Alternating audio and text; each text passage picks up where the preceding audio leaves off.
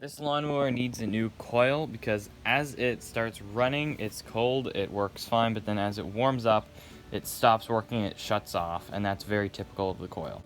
This went through a cycle. We would let it warm up whenever we're mowing, and it would turn off, and then we'd let it cool down for like 2 hours, and then we'd start it again, and then it would only go for, say, like 5 minutes. We'd let it cool down, start it, and it would only run for like 1 minute, and it progressively got worse until it just wouldn't start. Let's just see if we can get it to start now. It's been cooling off for a while.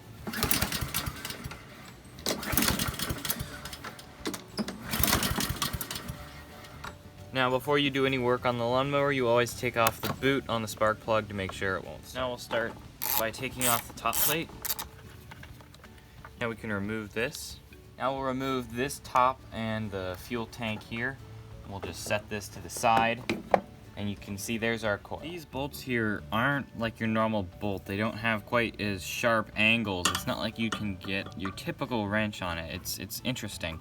This vice grip here, it has 3 points. It grabs on bolts where it doesn't squash the bolt. It evenly grabs onto it, and this really is working a lot better for getting it off. And the bolt on the other side is a 10mm.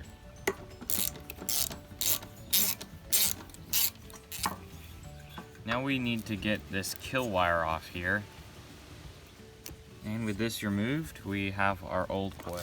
Now we'll take a look at our new coil, just compare the parts, make sure your bolt holes are in the same place, and everything looks the same. The gap between the magnets in your coil here is super important. So an old business card is the correct thickness, so we're going to place that on there, and then whenever that's pressed on there, when we bolt it on, we'll pull out the business card and the gap will be correct. Now we'll put on our kill wire.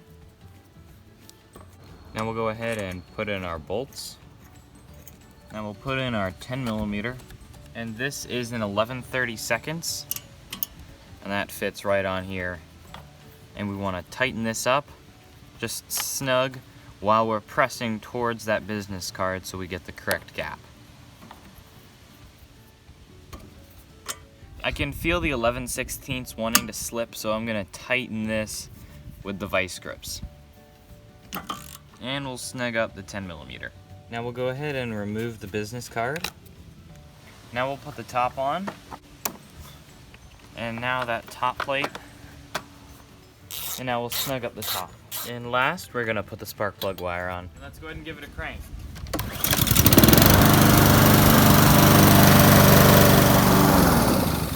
With the new coil, this is working a lot better. Let's go ahead and give it a load test by finishing the lawn.